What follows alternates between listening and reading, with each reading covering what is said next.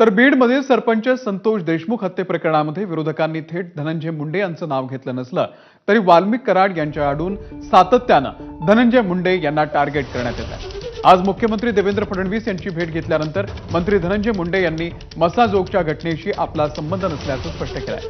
आरोपी माझ्या जवळचा असला तरी त्याला फाशीची शिक्षा झालीच पाहिजे अशी मागणी त्यांनी केलेली आहे। कराडवरून आरोप करणाऱ्या सुरेश धस यांचीच वाल्मिक कराडशी जवळीक असल्याचा पलटवार मुंडे यांनी केलेला आहे। तसंच माझ्यावरती सतत आरोप करणं हे मला समाजकारण आणि राजकारणातून उठवण्याचा प्रयत्न असल्याचा देखील दावा त्यांनी केला।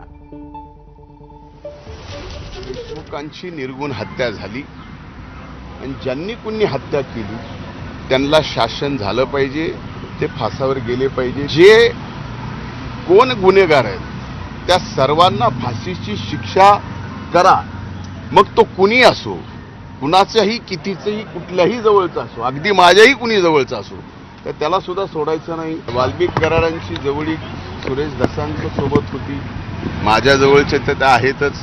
त्यांच्यावरती जो गुन्हा दाखल